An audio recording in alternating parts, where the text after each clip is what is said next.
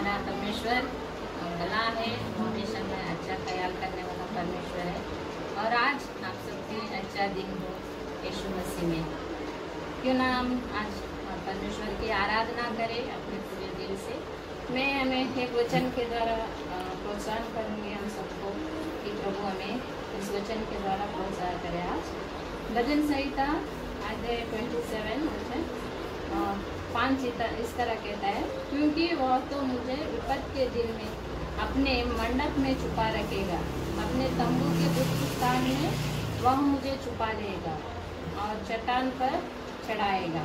इस वचन कहता है कि अगर हमारे जीवन में कुछ तकलीफ है, संकट है, हम सोचते हैं कि हमारे लिए बहुत तकलीफ है, तो प्रभु कहता है कि उसकी मंडप में हमें छुपा रखेगा और उसके गुप्त स्थान है, अभी तक हमें वहाँ कहीं नहीं पहुँचे, वैसे स्थान प्रभु हमारे लिए तय करके रखा, उसमें हमें छुपा के रखता है कि उस विपत्ति से हमें ना डरे और ना भयभीत हो।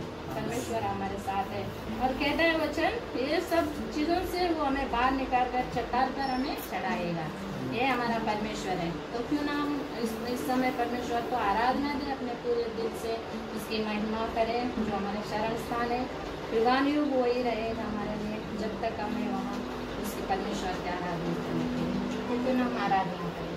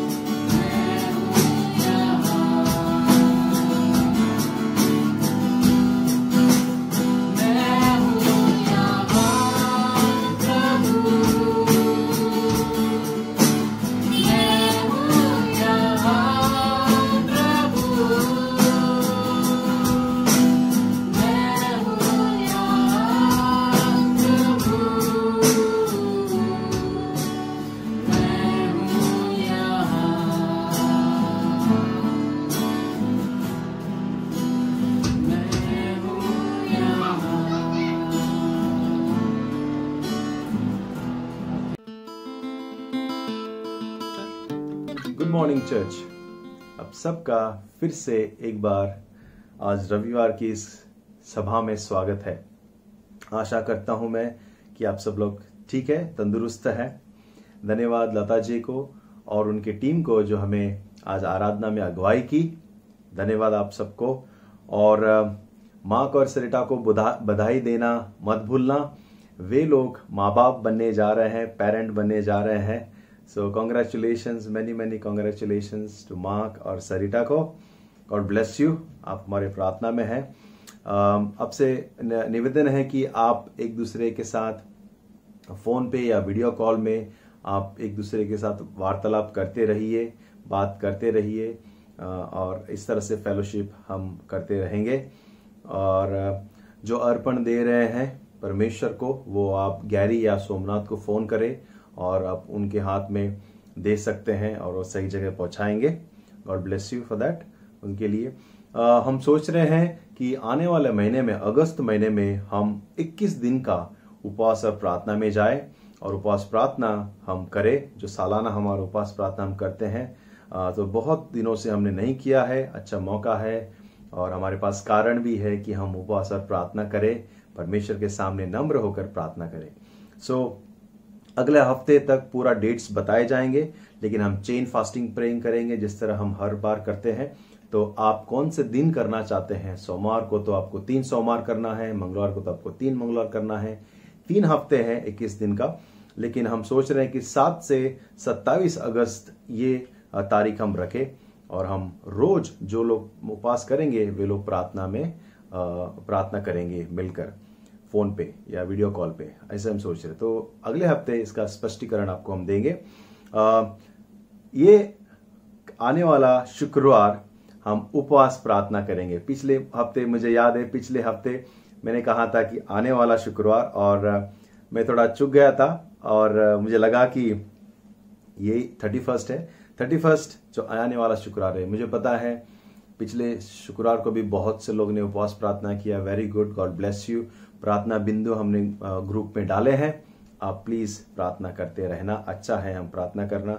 इस शुक्रवार को भी हम उपवास प्रार्थना करेंगे और साथ में हम लोग, मैं चाहता हूं कि साथ में शाम को आप लोग परिवार के साथ मिलकर प्रार्थना कीजिए और उपवास तोड़ेंगे तभी आप प्रभु भोज लीजिए। आप परिवार के साथ में आप प्रभु भोज ले सकते हैं। रोटी तोड़े, रस ले और प्रभु को धन्यवाद दे उसके प्रेम के लिए, उसके अनुग्रह के लिए। आमेन।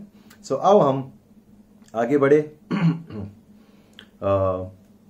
आज के इस वचन में। उससे पहले थोड़ा सा याद दिला दूं मैं, गए हफ्ते में क्या हमने देखा था। हम परिपक्वता हम देख रहे हैं। ओके, परिपक्वता के चिन्हों को, आत्मिक बढ़ोतरी के बारे में हम देख रहे हैं। और पिछले हफ्ते मैंने एक कहानी आपके साथ बांटी थी अय्यूब की। अय्यूब जो एक बहुत ही क्या कहते हैं, हर एक परीक्षा से वो गुजरा, हर एक तकलीफ से गुजरा, लेकिन परमेश्वर को महिमा देना कभी भूला नहीं और प्रभु की ओर देखता रहा। और हमने 2 बातें देखी थी, और एक बात हमने देखी थी कि डटे रहना। एक कोरिन्थियों के अध्याय 16 और 13 और 14 हम देख रहे हैं और उसी वचन में आज हम बने रहेंगे और मैं थोड़ी देर में उस वचन को पढ़ूंगा। लेकिन हम पिछले हफ्ते 2 चीजें देखे थे, 2 बातें। पहले बातें, डटे रहना विश्वासी होकर, विश्वास की बुनियाद पर। हमें विश्वास ही है, विश्वास की बुनियाद पर डटे रहना। दूसरी बात हमने देखा था, डटे रहना बिना डरे विश्वास के लिए खड़े रहना। ये दोनों चीज अय्यूब के जीवन में हमने देखा। अय्यूब जो था वो डटा था विश्वास में, बुनियाद में, यीशु परमेश्वर पर वो कभी भी नकारा नहीं और परमेश्वर को धन्यवाद देता रहा। और आपको पता है परमेश्वर को अय्यूब ने कहा कि धन्य है तेरा नाम। उसने धन्य है तेरा नाम तब कहा जब उसके 10 बच्चे मरे हुए थे, उनके धन दौलत संपत्ति सब कुछ नष्ट हो चुकी थी, उनके फसल नष्ट हो चुके थे, उसका जो भी जानवर थे, जो उसके पालतू जानवर थे, भेड़ बकरी सब मर गए थे, लुट गए थे। और उतना ही नहीं, उसका सेहत भी तकलीफ में था। फिर भी अय्यूब ने कहा धन्य है तेरा नाम। कौन है ऐसा व्यक्ति? क्या हम भी अय्यूब से कुछ सीख सकते हैं? हम भी कुछ अय्यूब से प्राप्त कर सकते हैं। हर एक परिस्थिति में हमारे बनाने वाले को, सृष्टिकर्ता को कहें, धन्य है तेरा नाम, तू ही देता है, तू ही लेता है, धन्य है तेरा नाम। आमीन। तो डटे रहने के बारे में हमने देखा। आज हम आगे बढ़ेंगे। आज का वचन मैं पढ़ता हूं, फिर शीर्षक के बारे में बताऊंगा। 1 कोरिन्थियों के अध्याय, आइए बाइबल खोले। 1 कोरिन्थियों के अध्याय 16, 13 और 14 कहता है, जागते रहो, विश्वास में स्थिर रहो, पुरुषार्थ करो, यानी कि पुरुष बनो। ओके, इंग्लिश में लिखा है एक्ट लाइक मैन। ओके, पुरुष की तरह व्यवहार करो, बलवंत हो, और जो भी कुछ करो प्रेम से करो। तो हमने देखा जागते रहो के बारे में, विश्वास में दृढ़ रहने के बारे में हमें देखा, ओके, डटे रहने के बारे में। और आज हम देखेंगे कि पुरुष बनते जाओ, पुरुष के समान बनो। इसका अर्थ क्या है? आज हम देखेंगे, आज का शीर्षक है आत्मिक बढ़ोतरी के चिन्ह, पुरुष बनते जाओ। आमीन। आइए इस विषय पर आज हम इस वचन से अध्ययन करेंगे। छोटा सा प्रार्थना करें और आगे बढ़ेंगे। पिता परमेश्वर, हम धन्यवाद देते हैं, आप हमारे संग हैं, आप हमारा परमेश्वर है। प्रभु, आप हमें बढ़ाते हो, आप चाहते कि हम बढ़े, हम परिपक्व बने, पिता समझदार बने और हर एक चीजों से निपुण बने और आपके नाम को हम महिमा लाए। प्रभु धन्यवाद, इस सुबह हम आपका स्वागत करते हैं। मुझे भी आपके पवित्र आत्मा से भर और सुनने वाले को, हर एक को जो देख रहे हैं, प्रभु आपने आशीष कर, आपके वचन से तृप्त कर आज हमें। यीशु मसीह के नाम से हम प्रार्थना करते हैं, आमीन। आइए आगे बढ़े और मैं एक वचन से शुरू करना चाहूंगा, और एक वही 1 कोरिन्थियों के अध्याय 13 और वचन 11। पौलुस कोरिन्थियों की कलीसिया को लिखता है, जब मैं बालक था तो मैं बालकों के समान बोलता था, बालकों के समान मन था, बालकों की समझ थी, परंतु सयाना हो गया तो बालकों की बातें छोड़ दी। पौलुस कहता है, जब मैं छोटा था, जो बच्चा था, तो बालक की तरह बोलता था, बालक की तरह चाल थी मेरी, छोटे बच्चे की तरह सोच थी, छोटी छोटी सोच थी, और उसकी तरह मेरी समझ थी। लेकिन जब मैं बड़ा हो गया तो मैंने वो बचपना छोड़ दिया है, अभी मैं बड़ा हो गया हूं। और पौलुस कोरिन्थियों की कलीसिया को लिखता है, कहता है कि तुम बढ़ो, तुम बढ़ते जाओ, तुम परिपक्व होते जाओ, तुम समझदार होते जाओ।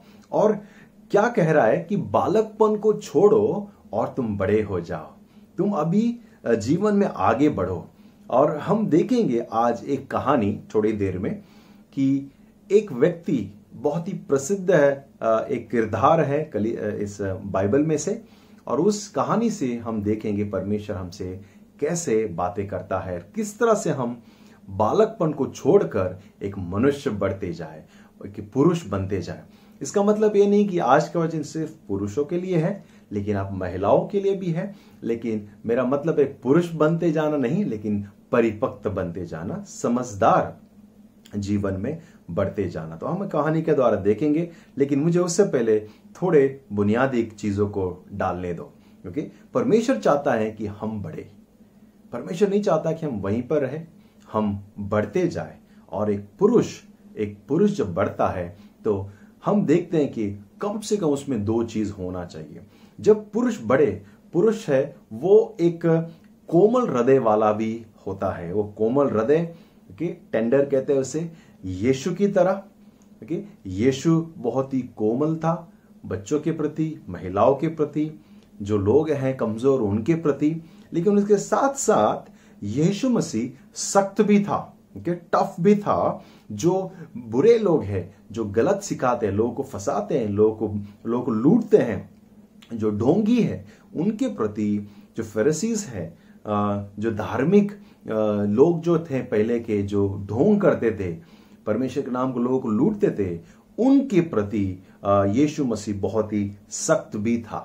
तो हम देखते हैं कि एक पुरुष सख्त भी होता है और वो नम्र भी होता है, वो बहुत ही कोमल भी होता है।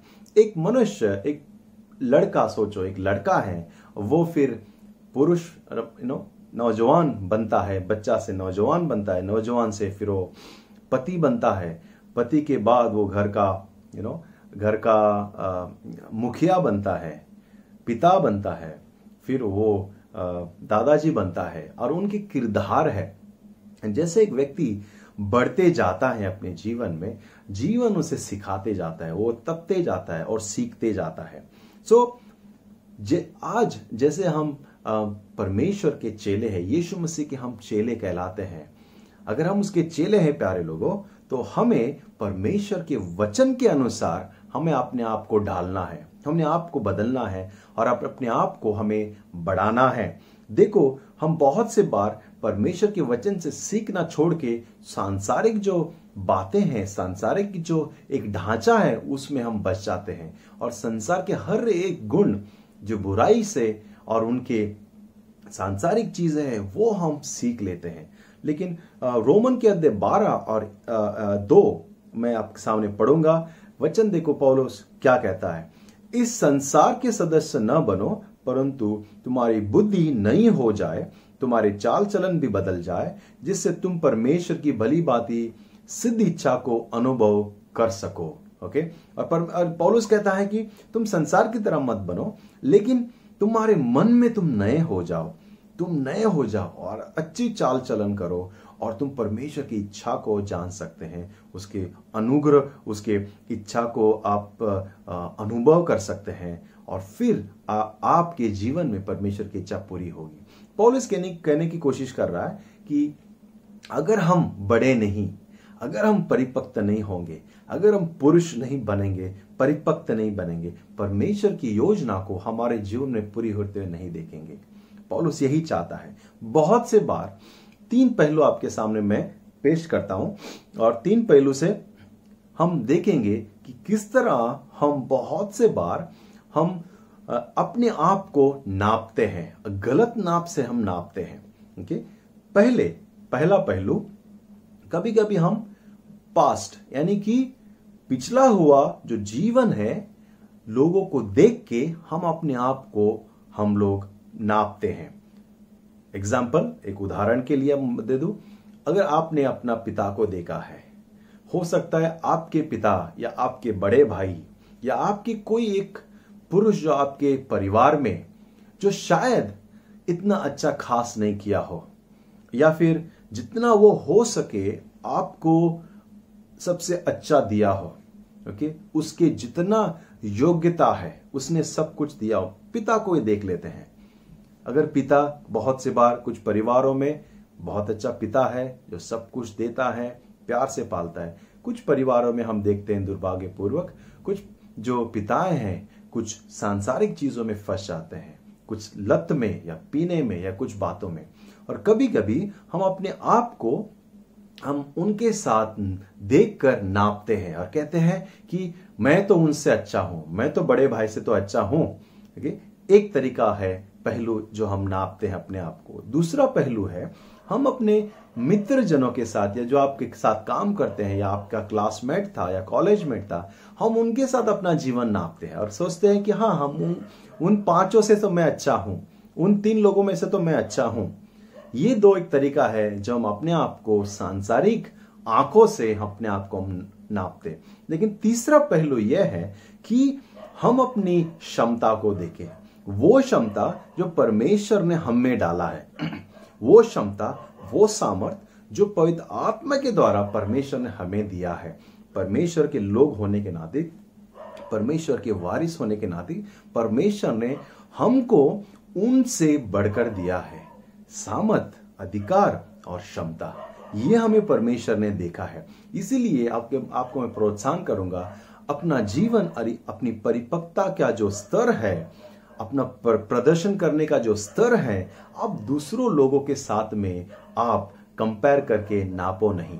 चाहे वो आपके कोई रिश्तेदार हो या परिवार का कोई व्यक्ति हो या फिर आपके मित्रजन हो या फिर आपके दोस्त हो, आप उनके साथ नापो नहीं, क्योंकि आप जो है वो अलग है, आपकी बुलाहट अलग है। और परमेश्वर चाहता है कि हम आगे बढ़े, परमेश्वर चाहता है कि हम आगे की ओर देखें, परमेश्वर की ओर देखें और पुरुष बनते जाए। हम एक्ट लाइक मैन, पुरुष बनते जाए, क्योंकि परमेश्वर की बुलाहट आपके और हमारे जीवन में बहुत ही अलग है और बहुत ही अच्छी है। और हम एक कहानी देखेंगे, बहुत ही प्रसिद्ध कहानी है। माफ करना, ज्यादा समय नहीं दूंगा इस कहानी में। कहानी है यूसुफ की। यूसुफ तो बहुत ही प्रसिद्ध एक किरदार है पुराने करार में।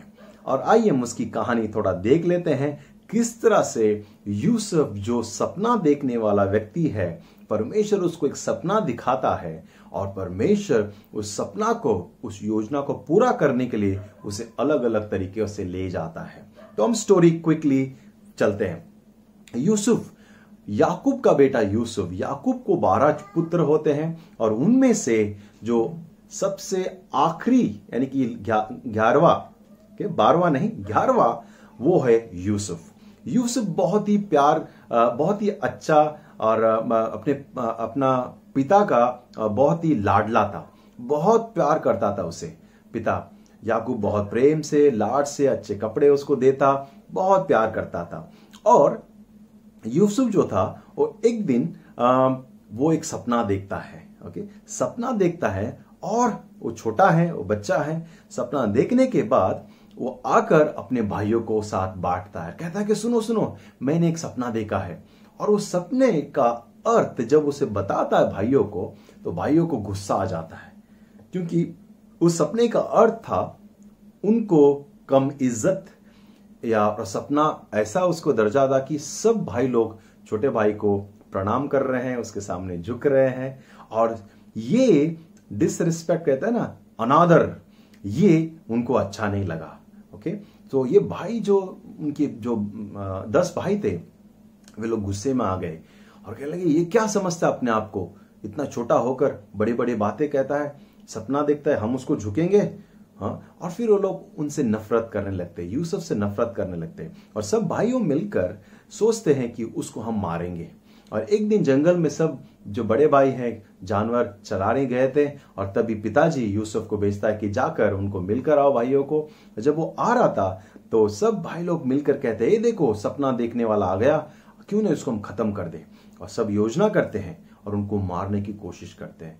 फिर उसमें से एक भाई, उसका दया आता है, कहता है कि नहीं नहीं, हम नहीं मारेंगे, उसको गड्ढे में डाल देंगे, हम क्यों अपने ऊपर खून का इल्जाम ले। फिर वो कहता है ठीक है, हम उसको गड्ढे में डालते हैं। तभी वहां से एक बड़ा सा एक झुंड जा रहा था, जो इजिप्ट के लोग थे।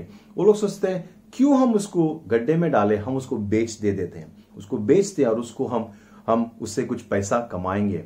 सो उन यूसुफ को बेचते हैं, फटीफर नाम के एक अमीर व्यक्ति को बेचता है और फटीफर के घर यूसुफ चले जाता है गुलाम होकर।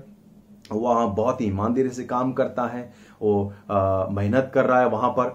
और हम क्या देखते हैं कि यूसुफ फटीफर के घर पे है और फटीफर की जो बीवी है उसकी बुरी नजर यूसुफ के ऊपर होती है। यूसुफ जवान हो रहा है, अभी खूबसूरत है, हट्टा कट्टा है, और वो उसकी पत्नी, पोटीफर की पत्नी यूसुफ के ऊपर गलत नजर से देखती है और वो उसे छेड़ने की कोशिश करती है। और जब यूसुफ वहां से भाग जाता है, वो गलत इल्जाम लगा देती है। और क्या होता है यहां पर, यूसुफ जो है वो, जैसे हम कहानी बढ़ रहे हैं, यूसुफ भी बढ़ते जा रहा है, वो समझदार बढ़ते जा रहा है, परिपक्व बढ़ते जा रहा है, वो समझ रहा है जीवन को, अपने जीवन की परिस्थिति को, हालात को समझ रहा है और वो यहाँ सीख रहा है परमेश्वर की ओर देखना। फिर वहां से वो भाग जाता है, फटीफर उसको उठाकर जेल में डाल देता है और जेल में वो पड़ा है। जेल में, बंदी गृह में 2 लोग मिलते हैं उसके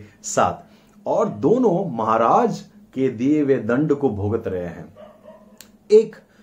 दोनों को एक दिन सो रहे थे, सपना आता है और दोनों सुबह उठकर ये सपने को यूसुफ को बताता है और यूसुफ कहता है कि हाँ, मुझे बताओ और मेरा परमेश्वर इसका अनुवाद करेगा। और यहां हम देखते हैं यूसुफ थोड़ा बदल रहा है। अभी वो मैं नहीं बोल रहा है, लेकिन वो कहता है परमेश्वर आपके इस सपने का अर्थ बताएगा। और जेल में दोनों व्यक्ति तो जो है वो सपने बताते हैं, दोनों का अर्थ बताता है दोनों का अर्थ बताता है यूसुफ, क्योंकि यहां पर यूसुफ जो है वो नम्र बनते जा रहा है। हम उसके व्यवहार को देखते हैं, वो अभी परमेश्वर पर निर्भर है, परमेश्वर पर विश्वास कर रहा है ज्यादा। ओके, और दोनों का अर्थ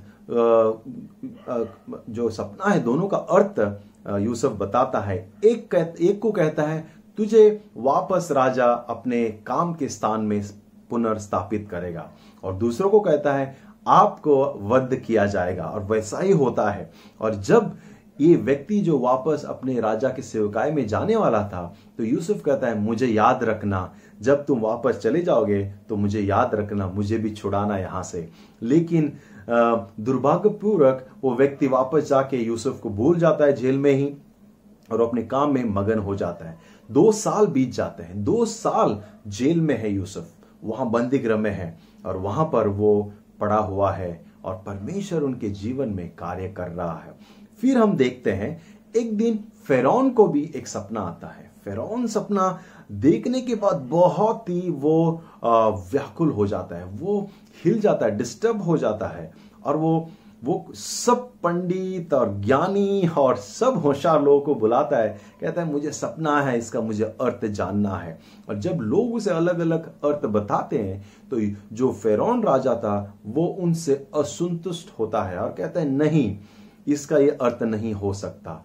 फिर तभी वो जो व्यक्ति, जो सेवक था, जो यूसुफ के साथ जेल में था, वो कहता है महाराज मुझे एक व्यक्ति याद है, जेल में मुझे मिला था बंदी गृह में, उसने मेरा भी सपने का अर्थ बताया था, ये व्यक्ति अर्थ बता सकता है। तो जब भी पता चलता है, फिरौन कहता है उसे लेकर आओ।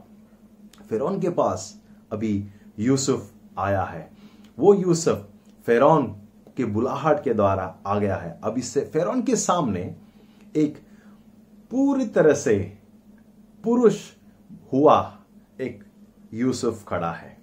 अभी जो यूसुफ खड़ा है फिरौन के सामने, वो पूरे जीवन जो उसने उथल पुथल देखा है, उतार चढ़ाव देखा है, सब कुछ देखकर यहां पहुंचा हुआ यूसुफ है। अभी जो फिरौन के सामने यूसुफ खड़ा है, वो अलग यूसुफ है जो अपने भाइयों के सामने खड़ा था। ये यूसुफ जीवन को पहचान गया है। ये यूसुफ जो फिरौन के सामने खड़ा है, वो अपने जीवन के उतार और चढ़ाव को भी देखा है। ये यूसुफ अभी क्या कहते हैं, बचपना नहीं है इसमें, ओके, अभी वो बढ़ गया है, वो बड़ा है, और वो अभी एक परिपक्व इंसान की तरह खड़ा है। ये यूसुफ अभी परमेश्वर पे ज्यादा विश्वास करता है। ये यूसुफ जो खड़ा है फिरौन के सामने, वो उसके मन में अभी क्या कहते हैं, नकारात्मक नहीं है उसके भाई के प्रति, या फिर उसके जीवन में क्या हुआ है, वो नकारात्मक चीजों को लेके नहीं बैठा है, लेकिन परमेश्वर के साथ साथ चलता है। परमेश्वर से डरने वाला यूसुफ फिरौन के सामने अभी खड़ा है, पूरी तरीके से विकसित एक पुरुष, जो कहते हैं ना फिजिकली, मेंटली, इमोशनली और स्पिरिचुअली, यानी कि शारीरिक में भी वो मैच्योर है, परिपक्व है, मानसिकता उसकी भी बहुत ही संभली हुई है, स्थिर है, और उसका भावनाओं भी बहुत ही क्या कहते हैं, ताजा है, बहुत ही सेहतमंद है, और आत्मिक में भी वो बहुत ही बलवान है। यह फिरौन अभी यह यूसुफ अभी फिरौन के सामने खड़ा है। और जब शॉर्ट में कहता हूं आपको, जब फिरौन कहा अपना कहता है कि यूसुफ, मैंने सुना है आप इस सपनों का अर्थ बताते हो, तो तुरंत यूसुफ कहता है नहीं राजा, मैं अर्थ नहीं बताता, मेरा परमेश्वर अर्थ बताता है। देखो किस तरह से उसकी भाषाओं में बदलाव आ गई है, किस तरह से नम्र बना हुआ है। और वो कहता है मैं नहीं, परमेश्वर अर्थ बताएगा, आप सपना बताओ।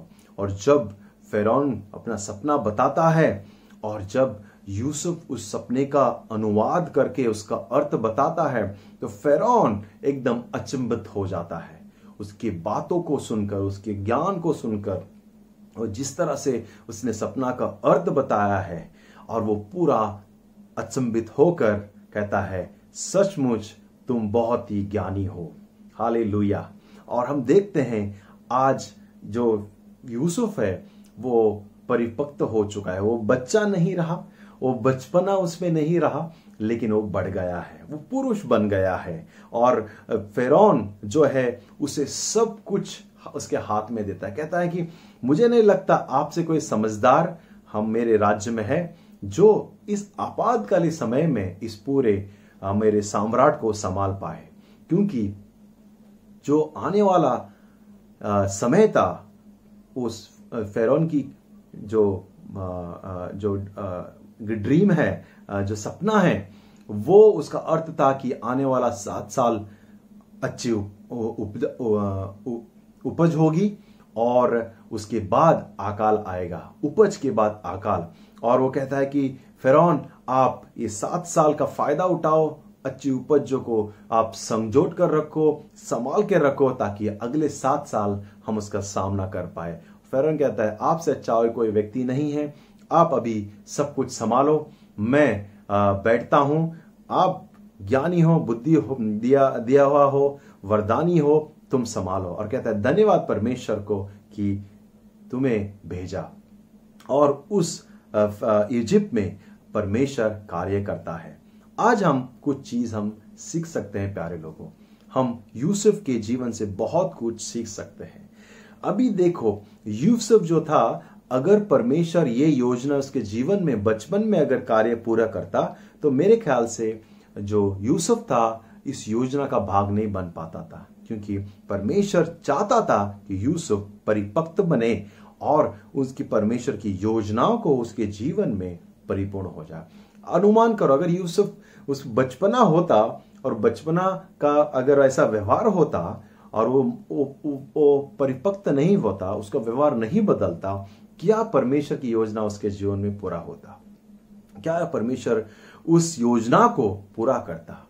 क्योंकि यूसुफ उस प्रतिक्रिया से गुजरा, परमेश्वर उसको आकार दे सका, उसको अंदर से बदल सका और उसको बढ़ा सका। इसलिए परिपक्व यूसुफ आज हम देखते हैं कि वो इजिप्ट में आज एक प्रधानमंत्री बन गया है और वो इतनी बड़ी जिम्मेदारी संभाल रहा है, क्योंकि परमेश्वर ने उसके चरित्रों को मजबूत किया, क्योंकि परमेश्वर को उसने अपने आप को दिया, परमेश्वर से सीखा, जीवन के इस उतार चढ़ाव से उसने सीखा, वो परिपक्व बन पाया। और हम देखते हैं जब आखिर में उसके माँ बाप, उसके भाई लोग सब जब भोजन अन्न ढूंढते ढूंढते इजिप्ट में पहुंचते हैं तो वो बचपना नहीं दिखाया, उसने उनको देखकर गुस्से में आग बबूला नहीं हुआ, उनसे बदला नहीं लिया, वो उनको बचपना के तरह व्यवहार नहीं किया। जब वो बचपन में उसके साथ बातें किया उस तरह से बातें नहीं की, उनके साथ व्यवहार नहीं किया, लेकिन उसे वो माफ कर पाया। और वे लोग डर गए थे जब वो आए, उसको पता चला ये यहाँ इजिप्ट का जो प्रधानमंत्री है वो हमारा भाई है जिसके साथ हमने बुरा किया है। वे लोग डर गए, हम अभी खत्म हो जाएंगे। लेकिन यूसुफ उसे माफ करता है, उन भाइयों को माफ करता है और कहता है कि तुमने मेरे प्रति बुराई सोचा, लेकिन परमेश्वर ने उसको बदलकर आशीष में बदल दिया। तुमने बुराई सोचा, परमेश्वर ने आशीष सोचा। प्यारे लोगों, मैं एक चीज आपको कहूंगा और समाप्त कर रहा हूं मैं कि जब आपकी परिपक्वता आपके जीवन की योजनाओं को पूर्ण करने में मददगार होगा, आपकी परिपक्वता आपके जीवन की योजनाओं को पूर्ण करने में मददगार होगा। उतना ही नहीं, लेकिन आपकी परिपक्वता दूसरों के लिए भी आशीषित होगी। आमीन। आप दूसरों के लिए भी आशीषित होगे जब आप परिपक्व बनेंगे। आप अपने परिवार के लिए, कलीसिया के लिए, समाज के लिए आप आशीष का कारण बनेंगे जब आप परिपक्व और पुरुष बनते जाएंगे। और आपकी, जैसे हमने रोमन के अध्याय 12 में भी देखा, जब हम बढ़ते हैं, जब हम अपने मन को नया करते हैं, जब परमेश्वर से सीखते हैं, तब हम अपनी परमेश्वर की योजना को हमारे जीवन में पूरी होते हुए हम देख सकते हैं। आमीन।